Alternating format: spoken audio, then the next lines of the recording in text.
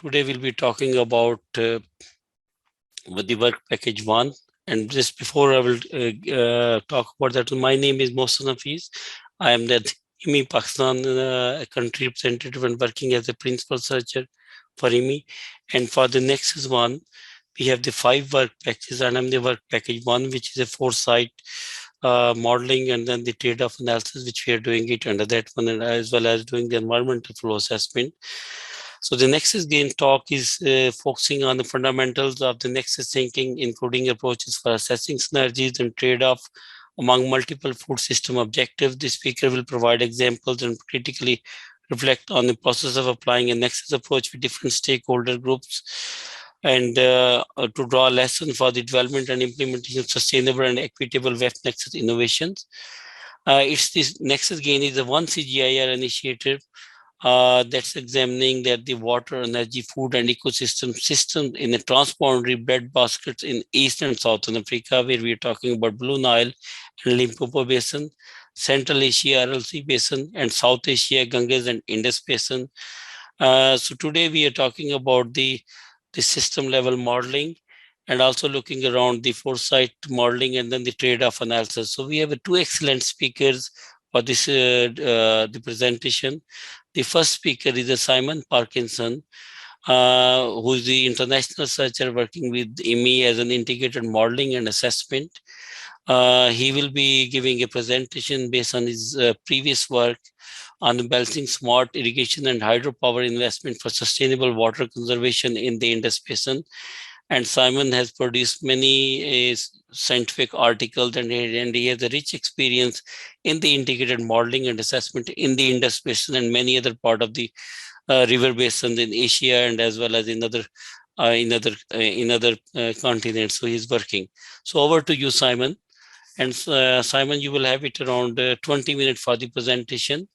But before finally, I will say to Simon, I will just say for each of the presenter, if you have any, we are doing this today's seminar, the webinar is as a part of this the webinar mode. And therefore, if you have any particular questions from these presenters, please write those questions into the Q&A, and that will be the one which will be monitored. And later on, there will be opportunity after 20 minutes.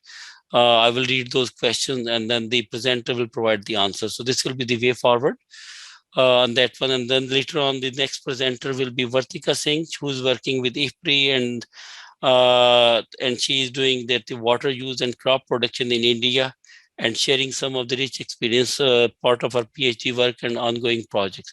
Over to you, Simon. So 20 minutes start from now. Perfect. Are you able to see my screen?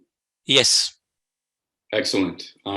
So the title for my talk is Balancing Smart Irrigation and Hydropower Investments for Sustainable Water Conservation in the Indus Basin.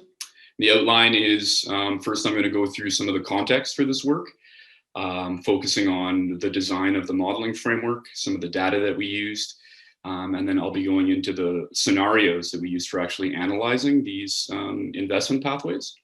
And then finally, I'll be discussing the main results and conclusions. So the main context for this work is the Integrated Solutions for Water, Energy, Land Nexus project, which is a 5-year initiative led by IASA and funded by GEF and UNIDO. The budget for this project was about $4 million. And the focus of this project really is on model development, stakeholder engagement, and capacity building. And there were 2 case studies in this project, one focusing on the Indus and the second focusing on the Zambezi.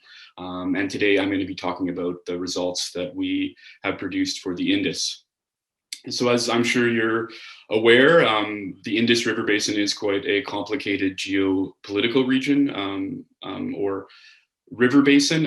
It is shared by China, India, Pakistan, and Afghanistan. And so really one of the critical constraints here is the Indus Basin Water Treaty, which really partitions the rivers flowing from northern India into Pakistan, and that up to 95% of the surface water is being delivered to irrigation. So a significant amount of food is being produced for the region using the river water. And so if we're actually looking now at future population growth, which is shown in the right-hand side, looking at kind of a mid-range case, we're seeing that there's quite significant growth in population. And so really there's a rapid increase in water, energy, and food needs. And so addressing these needs with quite limited water resources could be quite challenging moving forward. So really to address these demand challenges, it's important to first understand where water is being used and where it is coming from. And so if we look at surface water by source, we can see that the water uses in the Indus are extremely vulnerable to climate change, because a high percentage of water is really coming from this snow and glacier melt. And because a lot of the surface water has already been used up, we've seen a rapid switch to the use of groundwater systems. And this is really creating quite significant depletion of these resources longer term. And so a critical question for policymakers in this region is really how they can reduce these irrigation withdrawals in a sustainable way.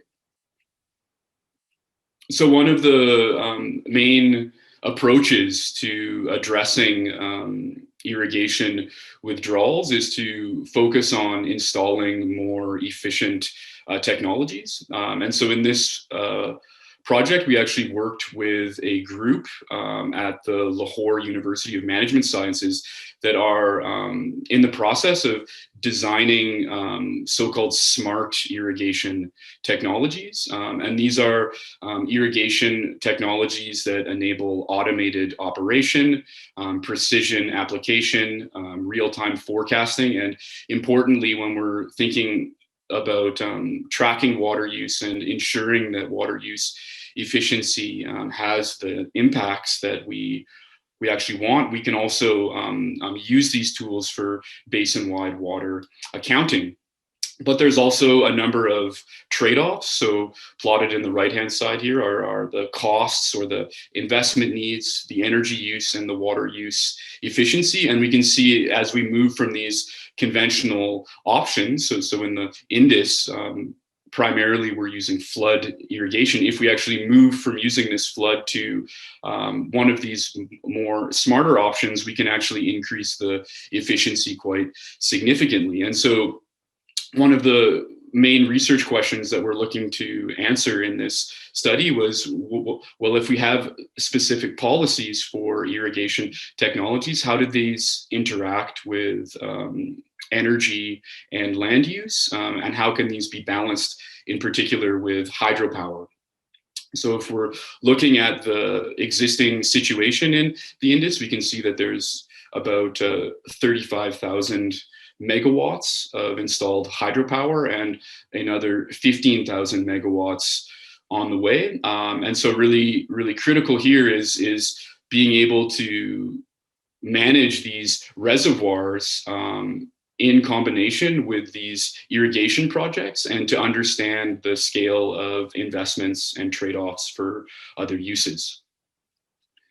So to explore this issue, we developed a new modeling framework that really leverages this Nexus approach, looking at linking energy, water, and food systems really in a holistic way, and linking these to livelihood impacts. So in the case that we're modeling, looking at irrigation or food production, as well as electricity use, because these are quite key indicators for livelihoods. And so one of the other aspects that we wanted to address in this project was also looking at longer term transformation pathways.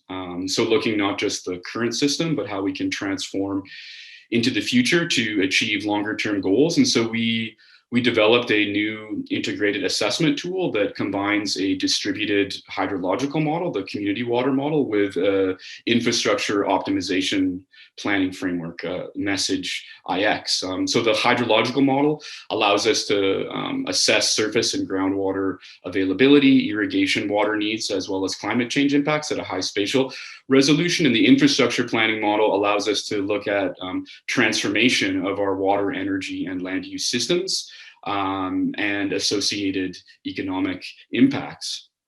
So just to get an idea of the spatial scales, here are here's the representation of the Indus in both models. So in the community water model, we have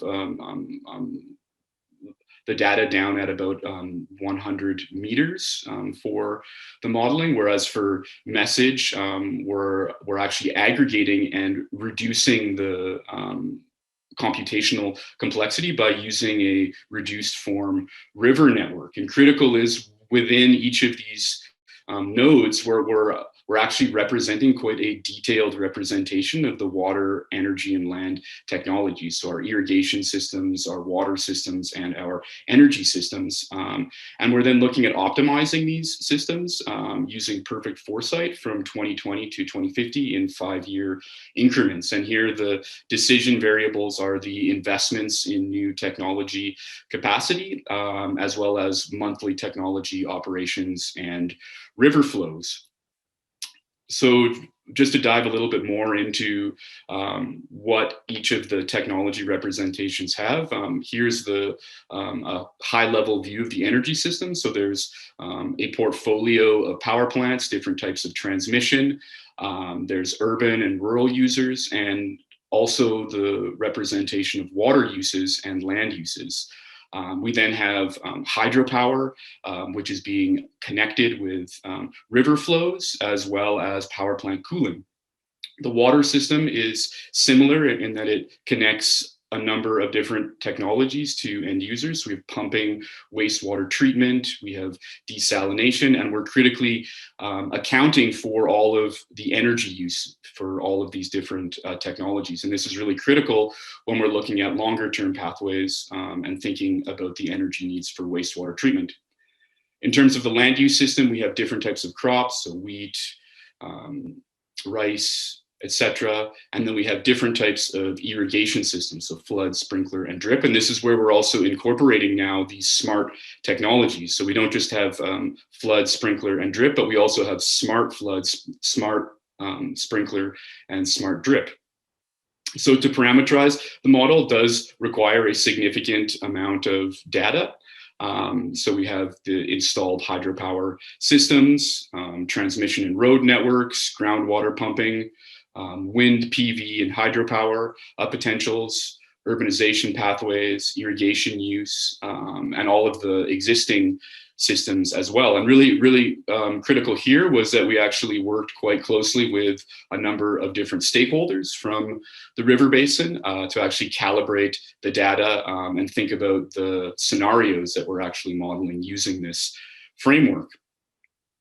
So getting into the scenarios, what we were looking at in this specific study was to really explore how these smart irrigation projects can really be balanced with hydropower.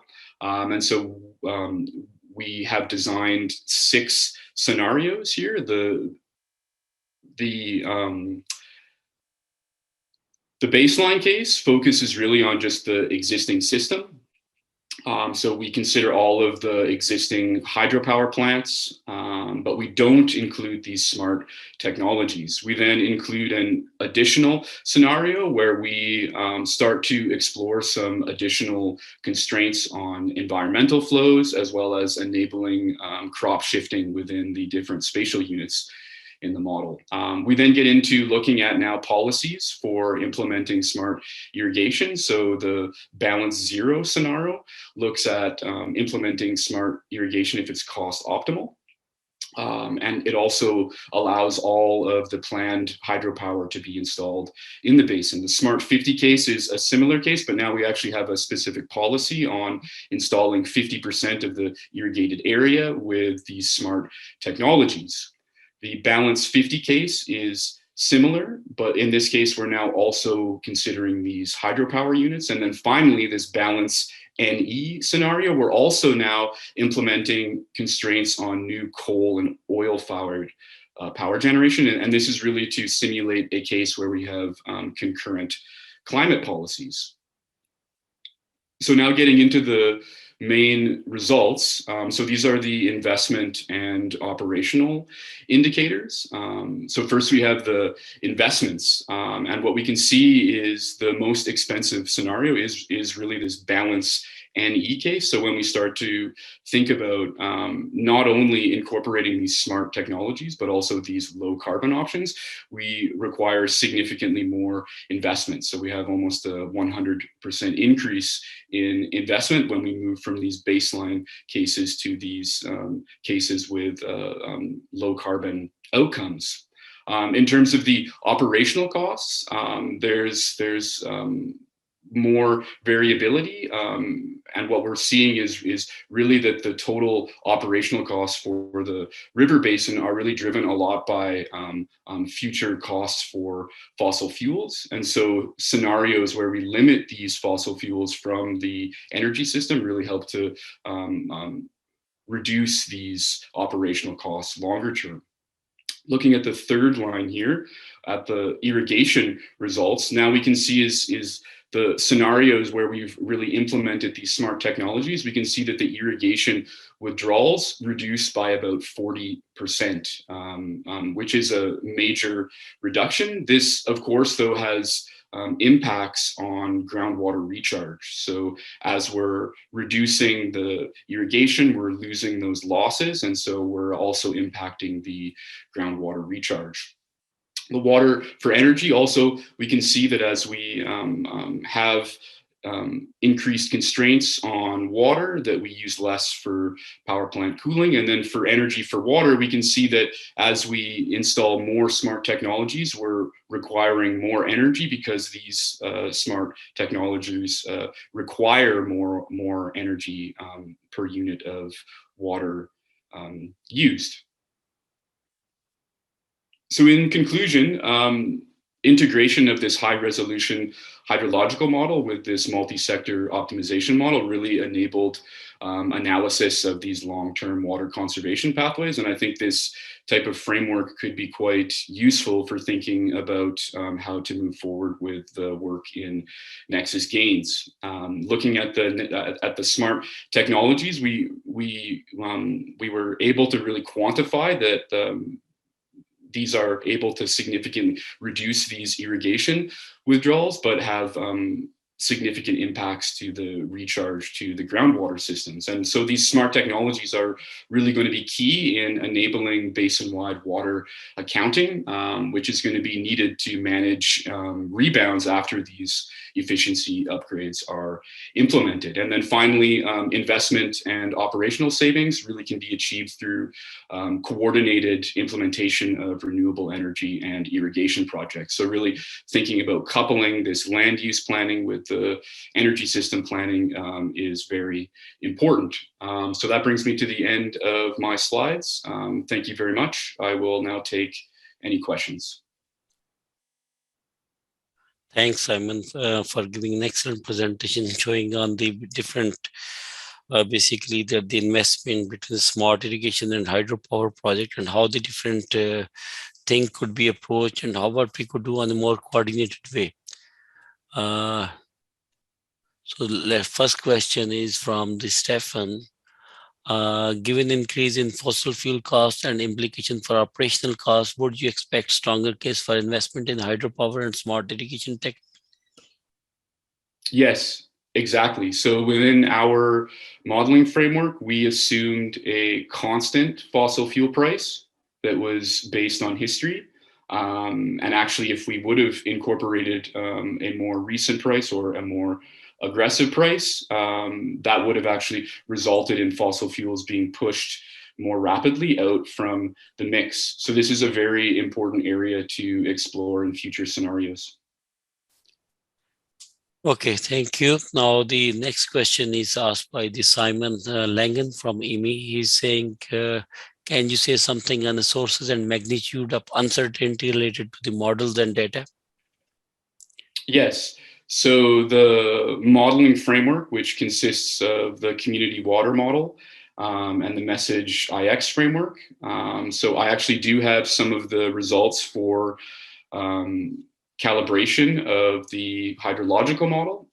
So we focused on calibrating it to a single station, which isn't usually done. But for the Indus, we wanted to focus on one of the basins with quite challenging geomorphology. And so we do have some uncertainty here in the hydrological flow. So we're not able to really model that observed peak in the 7th month. And then in terms of the input data, so I didn't actually show the results of all of the additional runs that we did, but these really can have quite significant impact. So changing the investments by up to 50 to 60% plus or minus is really feasible with the data ranges that we were using. So there is a lot of uncertainty. And I think to address this, really what could be done is you could actually parameterize multiple scenarios and start looking at using more robust optimization methods or stochastic optimization methods to explore scenarios that are more robust to these uncertainties in the input data. Okay, thank you, Simon. Just one more question is relevant to that one, the uncertainty which you're talking. The uncertainty in the model, the community water model is, I mean, very good model, open source model and everything, but that's a very broad scale, the resolution model. How you overcome on that one? You mentioned in the presentation about the scaling was done at high resolution, and then could you please provide some information about the community water model, the scale where the model was run, and then what we could do it in terms of in the data sparsity, which is not available in most part of the Indus Basin. Can we utilize the remote sensing data as an input to improve the uncertainty of the model output? Mm-hmm. Yeah, so the scale for the hydrological model, I think I had mentioned it's 100 meters. It's actually 1 kilometer, it's 0.1 Yep. of Yep. a degree. And so all of the input data there is coming from the intersectoral impact or the EasyMIP. And these are global hydrological results in terms of water use. So this is the municipal water uses, the manufacturing water uses. This is where that data is from. In terms of the optimization model, we actually collected almost all of the data using online sources. So there was 2 or 3 students that were working with us to collect that data. And then we were quite fortunate to also be working with this Lahore University of Management Sciences, who could really help us to connect with some of the different stakeholders there to really ensure that we were getting the right data. And then we also used satellite data for looking at how much irrigation water is being used and partitioning the irrigation water in between surface and groundwater.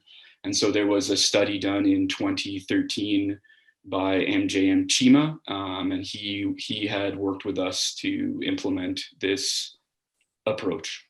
Okay, thank you. Now the next question is Dr. Rachel McDonald has asked, can you include the greenhouse gas emission accounting, not just the economic, that will be justifying the investment? So that's a one question. And then second question, Dr. Rachel has asked, can you generate a greenhouse gas emission saved for the any scenarios? I didn't fully understand the last part, but for the first part, yes. So you can track the greenhouse gases, and that actually could be another use for some of these smart technology. So within the model, we account for all the greenhouse gases, and we're actually using that as a constraint in the modeling framework. I didn't quite understand the Okay, second. so if you go on the scenario on your slide, if you could please show that slide. Yes. Yep, here. Balance one, the last one scenario. Yes. So we added in a constraint here for no new coal or oil-fired Yep. power generation. Okay. And that's just going to be a constraint on the installed capacity, but the model is also able to take absolute constraints on emissions. So if you have, say, 50 gigatons of emissions in your baseline case, you can run an additional scenario where, say, you want 20 of those gigatons, and then you can run that case and find a solution that has that output. All right. Okay. Thank you. Now the next question is Ruth from the IFPRI has asked, smart technology would reduce groundwater recharge. That could be very important for the yields and acceptability, because one of the big reasons for the use of groundwater is that it is much more reliable than surface system. Has there been any discussion of what it would take to make the main system more reliable? There have been many proposals for that over the years, but that didn't pan out. Exactly. Yeah. So we didn't assess any of these alternative options for making the surface water system more reliable. But what would be required there is doing some background analysis of these specific interventions. So maybe it's like canal lining, maybe it's additional reservoirs, parameterizing these and then adding these into the model. And then we could explore how these interact across the water, energy, and food systems. Okay, then looking at the time as well as there are a few other questions and we'll provide the answer later on, but just broadly, Keith has asked about that one. Do you consider the scenarios under different climate and socioeconomic pathways? Then Natalie not in this work. We did not consider alternate climate scenarios or socioeconomic scenarios. That's actually future work that we were also planning. So we haven't included that here. Yeah, and Keith will be doing it now as a part of the Nexus gain work package even for Indus Basin, so that will be done. Natalia from us from this Alliance Bioverse is asking about the stakeholder list for developed. I think we will have those information of available, the stakeholders and everything, and we could share on that one. And Simon could share. I think he knows a lot about the. Yep. Yeah. And Channing's asked about that the 3 model expansion thoughts are 3. There is a one is a substantial uncertainties in the precipitation due to climate change, which will stress the system.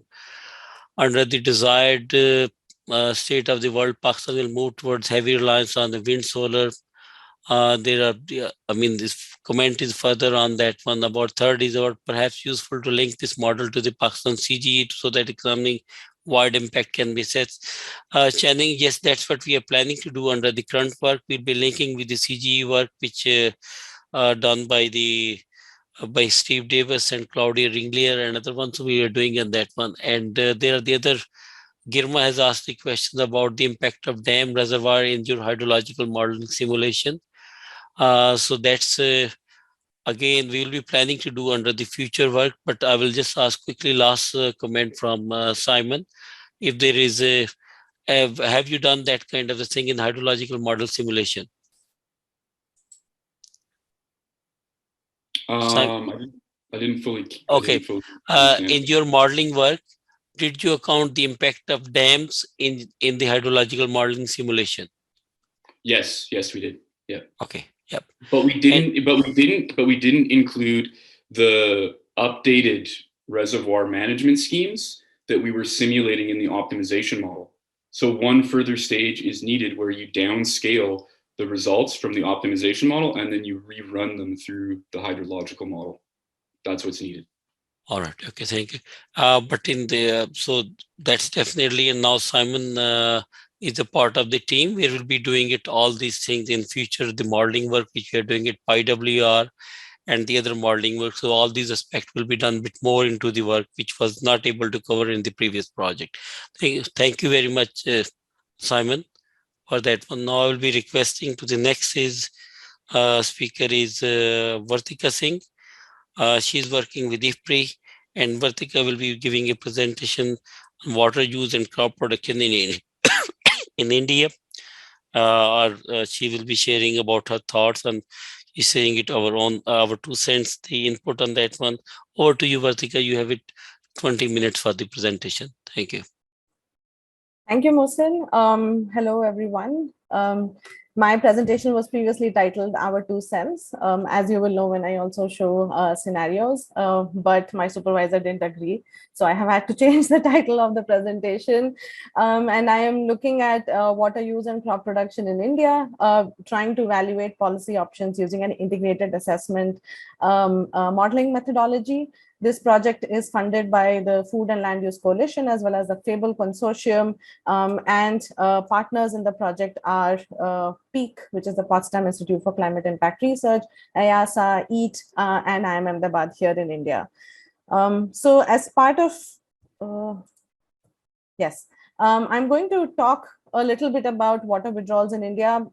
In a way, I would also be leading into what Simon just presented. He's very nicely set the stage for my talk, but also I can talk a little bit more about how we are looking at water withdrawals in India and crop production decision making using a partial equilibrium modeling tool for India, and then talk a little bit about the research question that I'm trying to address, the methodology, and the MACPI model, which I have used to try to answer these questions, our scenario design, and results eventually. This is all still a work in progress as I'm trying to improvise upon the results, but it is, I believed it was a good time to actually also bring it out here and gather your thoughts and opinions on how this is progressing. I will not delve too much into the background policy context of water use in India. Much has been said and done, and there are far too many experts in this group here who are aware that India's agricultural production is quite resource intensive and cereal centric. There are a lot of distortionary subsidies, and evidence has been found that a lot of policies come together to kind of lead India's agricultural production in that direction. Power subsidies, which fuel groundwater irrigation to a great extent, have been high and continue to rise over the past few years. The figure on the right demonstrates the increase in irrigated areas under rice and wheat production over years, and we've seen an exponential increase, partly due to a lot of states having close to zero energy prices having to pay for groundwater withdrawals. As a result, about a fifth of groundwater units are either in critical or overexploited state, particularly in the northwest of India. Again, much has been said and done. There are a lot of policy discussions around how best to stop or prohibit or prevent or restrict these withdrawals. And the most common policy debate is around reduction of subsidies. However, that is a very politically economy unfeasible move. And far too many people also kind of oppose it. Although there has been varying literature that has shown, not for India, but for other case studies, it has been shown that sometimes policy reduction in subsidies enable reduction in water withdrawals. And the alternative is imposing physical restrictions, which is where you place quotas on how much water can be withdrawn for agricultural purposes. And these are essentially key policy tools that I'm trying to look at.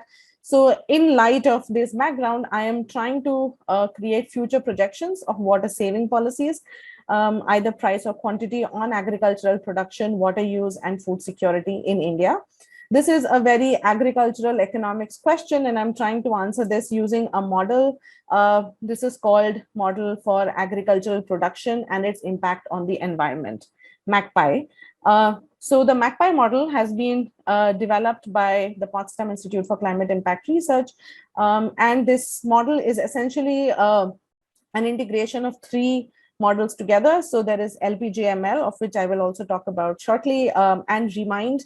All of these come together to create what you see here is this MACPI flow, where spatially explicit biophysical factors, they come into an economic decision-making process where population, GDP, and scenarios are drivers. And since this is partial equilibrium, we also see that these are exogenous factors that come in, and then we use food demand, trade, production, crop production, land use, land conversion, greenhouse gas policy. All of these decision-making processes are incorporated in the model. And the goal of the model is to minimize agricultural production cost, keeping several biophysical and other factors or other constraints in place. So we impose several other constraints that keeping the model then keeps those in mind. We have specific factor costs, including irrigation, area of irrigation alongside area and regional yields. Physical water availability is also present in the model at a 0.5 degree resolution. It is a global model, but India is a separate region that enables us to undertake this modeling exercise for India. Yes, this is a recursive dynamic model where cost minimization of consecutive time slices happen. So we use 5-year standard time steps. The resolution is at 3 spatial layers: global, world, region, and then spatial clusters. And then there is a balance between the biophysical and economic side. So we try and balance plant growth, carbon, nutrient, water, along with the costs that agricultural production would face. So prices, demand, policy aspects are all put together as well. LPGML, which is the biophysical input model within MACPI, gives us information on yield levels, yield-related inputs, carbon stocks, water flows, and requirements. LPJ model, which has also been well published, combines terrestrial hydrological cycles with a carbon cycle, and then appears to be a suitable tool for us to analyze agricultural crop production and water availability. MACPI is also connected to Remind, where a price for bioenergy and total land use emissions are given to Remind, which is an energy model also developed by Peak. And Remind model feeds into demand for biomass and price for emissions into MACPI. We have recently used MACPI and published a paper where we are using MACPI to create sustainable transformation pathways for India, trying to look at food security, healthy diets transition using Eat Lancet dietary recommendations, reduction in GHG emissions, and afforestation targets. So we have tried to bring these together to create a sustainable transformation pathway for India and demonstrate where the trade-off and synergies lie. This kind of enables me to also undertake the policy analysis for water withdrawals in India. And I create scenarios. I create 5 scenarios because I'm trying to balance or look at the trade-offs between 2 different policy alternatives. One is where we restrict prices, where we increase prices of pumping. And the other is where, which I call price effects, and the other is quantity effects, where we restrict water withdrawals for agricultural purposes using environmental flow protection policies. So the BAU setting is where nothing happens and is business as usual for us. And energy prices for water withdrawals are standard average energy prices of 2005 prices in USD market exchange rate. For price effects, I introduced 2 policies where we incrementally increase the prices. We double it, which we call price low, and then we quadruple it, which would be, so the doubling would be equivalent to highest price of energy across all states in India. This has been recently published by another set of colleagues. And we call it price low, and then price high is when we also quadruple energy prices to see if prices are increased further, what impacts would it have on water withdrawals for agricultural production, land use, crop production, especially for cereal crops. The second set of scenarios are around quantities. So we restrict 50% of water for other ecosystems and non-agricultural use. And then in the higher restriction scenario, we restrict about 60% water for ecosystems and non-agricultural use. So our scenarios are designed in a way that allow us to assess the implications of these policies. And we find that both the high price and the high restriction policy result in similar water withdrawals by 2050. So I make projections until 2050, and these policy shocks are implemented in 2020, as I will just show you some of the results there. And the idea is that eventually both these policies are leading us to the same end goal, but which one, there are trade-offs between short run and long run, and irrigated croplands and crop production, as well as net trade. So this is the first set of results that we look at agricultural water withdrawals. So you see we have we project until 2050, and the dark line is the business as usual scenario, which projects because we have climate change and under the SSP2 scenario here, the water withdrawals are decreasing even in the business as usual. But when we put in these price and quantity scenarios, you see the mouse, we see that when there are high physical restrictions on water withdrawals, there is about 40% decline by 2050 in water withdrawals. And that is also similar to when we have higher restrictions on, when we have quadrupled energy prices, so higher prices. The most interesting result we see is when we have lower prices, which is just doubling the existing energy prices for India. It is then we see very limited change in water withdrawals. There is some reduction in 2025 in the immediate next time step, but it stabilizes over time. So we get a sense that water use is highly sensitive to pricing policies in the short run, as you can see in the high price scenario here, where it falls by more than a half in the next 2 time steps, but then also stabilizes towards 2050, where they both price and quantity restrictions have similar reductions in water withdrawals. We now look at production of total cereal crops, rice and wheat across scenarios, and we find that the higher price scenario in 2030 will bring about a greater reduction in rice production. Specifically for cereal crops, it's not as much. There is a reduction, but it's a little more inelastic than rice. And by 2050, there are similar reductions as well. There are several other factors that kind of play a role, because we are also allowing India to be for free trade during this during the optimization process. We do not restrict trade in a way that also enables the model to continue to increase production despite higher costs, because it's probably still cheaper. We delve into this is still under progress, like work in progress, but I try to look at how wheat cultivation will also change over time when we have both high prices and high restriction scenarios. So this is the state in 2020, and we find in higher price scenario there is some reduction overall and a slight increase here. But overall there is uniform reduction in wheat cultivation. But in case of higher restriction scenario where we impose physical quotas, we find that there is a reduction but some increase in wheat production. These still have to be slightly validated, but this is like some preliminary information that we're able to extract from the model as well. We are able to also look at impact on prices and the food price index, because we are trying to see the impact of imposition of these policies on farmers also as consumers, as well as the food price index essentially allows us to look at what market prices would be, because eventually those determine household welfare.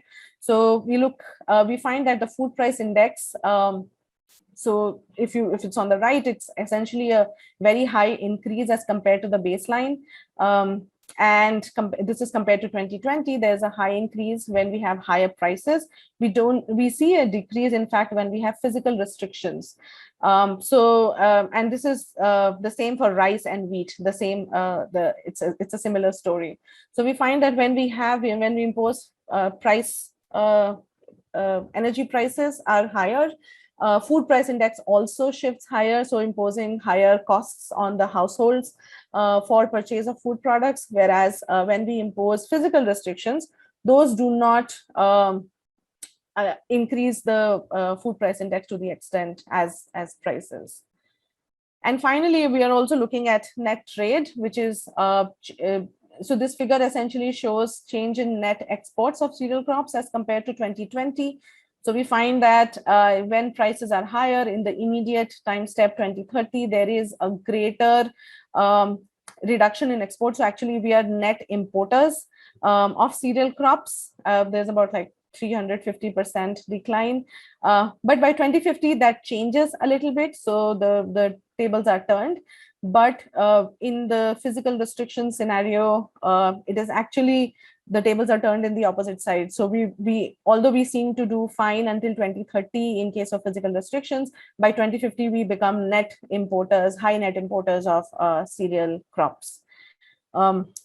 So looking at these potential policy options, we've realized that there are both benefits and both of them have shortfalls as well. So in the short term, while pricing policy may be prohibitive, it offers benefits in the long run by 2050. However, it needs political will. But I do not show them as clearly in my figures. The scenario where we increase prices only by a little, which is the price low scenario, brings little change.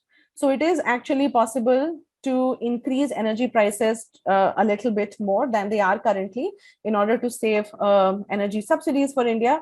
And then it will not be as distortionary as the other scenarios are. Spatial targeting of physical restrictions may offer some benefits. And then this needs like deeper analysis at the subnational level, particularly at the basin level, which is our plan for the future. Yeah, that is it from my end. Thank you. I think I'm okay with time. Yeah. Thank you very much, Vartika. Hello, everyone. This is Stefan Uhlenbrock. I'm the lead of Nexus Gains, and Mohsen, our work package 1 leader, who just asked me to take over. Maybe some of you heard his voice is slowly disappearing. Mohsen has a problem with his, he had a flu, and then now he just asked if I could moderate the discussion. Hey, Vartika, this was very interesting. The first question was asked by Ruth Meinzenweg.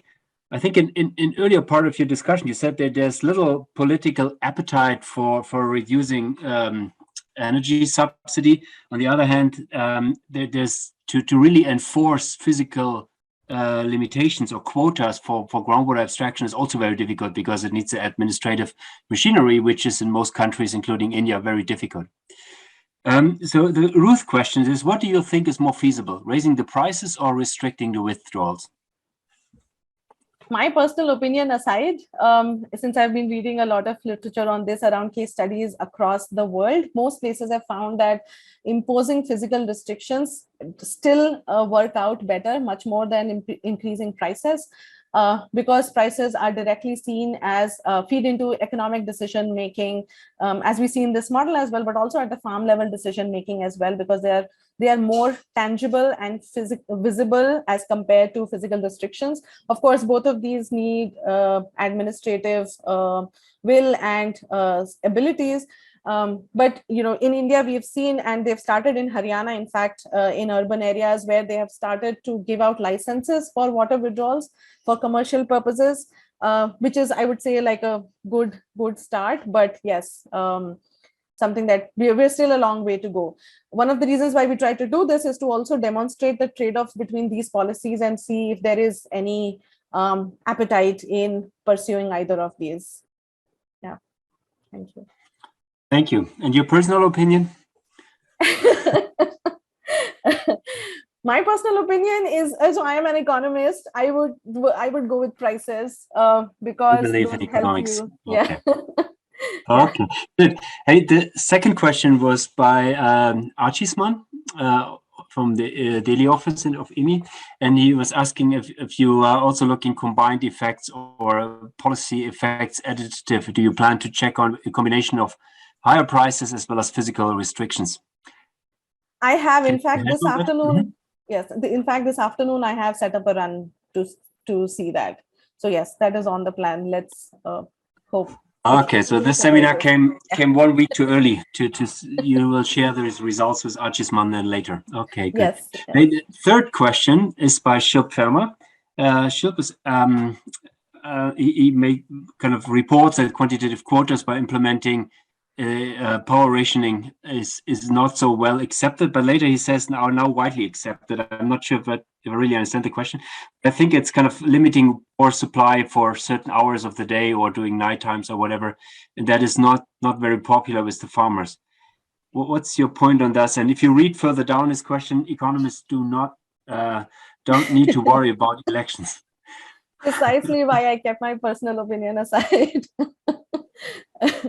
Yes, I mean, I would agree. Shilp knows the space much more than I do. And indeed, rationing has been happening through power cuts and all. But again, that does not give us the extent to which reductions are also forcing farmers to switch between crops.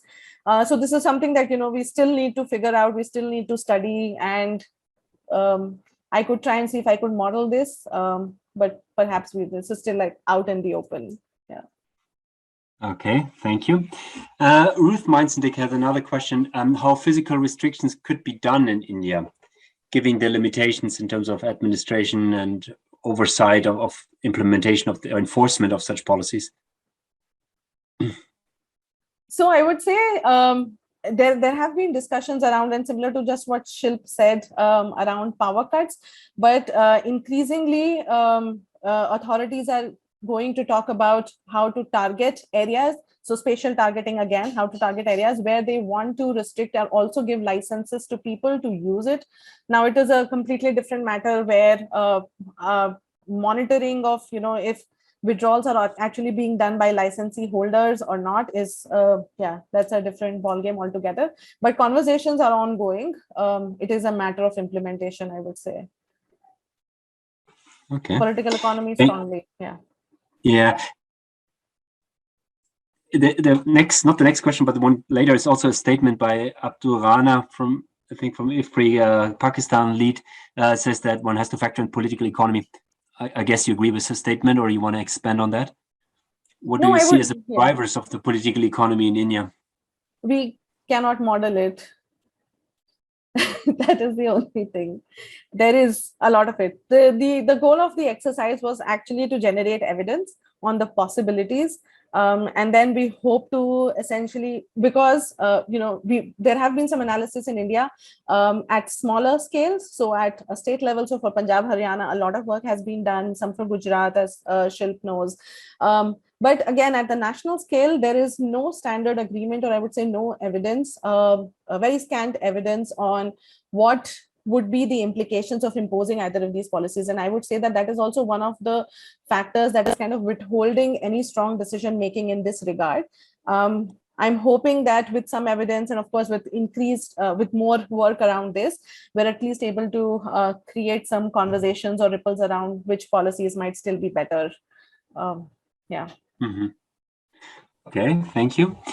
Devendra Gaucha made a statement that saying physical restrictions are difficult and require administrative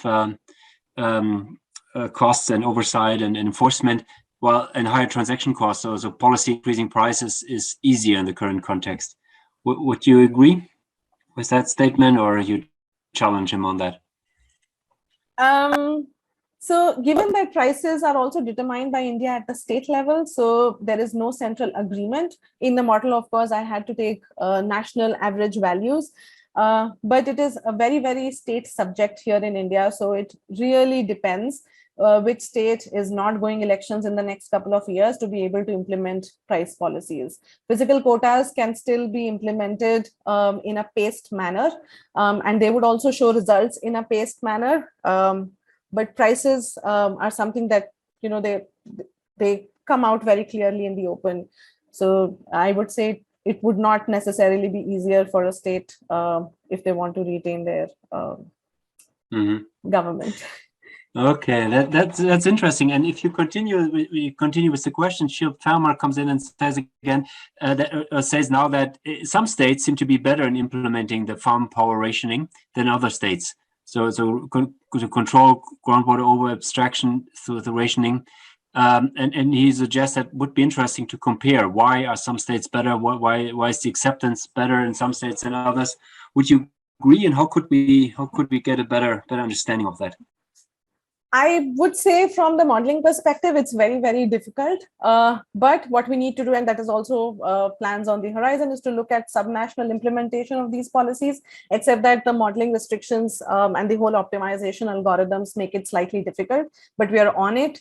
It would certainly be interesting to compare.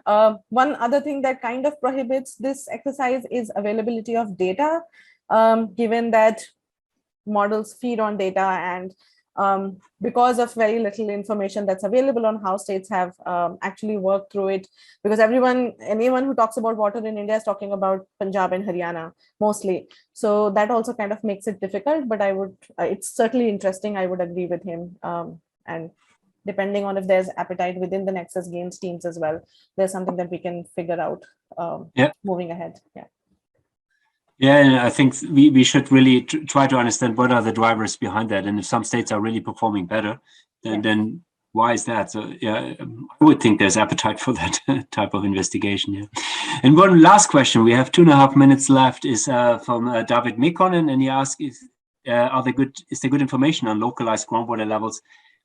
And good data is of course a prerequisite for quantitative observation, but also controlling or physical restrictions, you call them. How's the data situation? I would say it's quite good. So the Central Groundwater Board, except that it's not updated as frequently as it should be, but there is quite good information on localized levels of groundwater from political boundaries level, basin level. Again, they try and control for it. It's not public information yet, so I have not seen anything, but there is quite a lot of information. So it is not an infeasible or not a completely hypothetical policy option to impose physical restrictions, I would say. Yeah, it's doable. And I'm sure it varies a lot, especially so in some areas better than in others. Yeah, of course.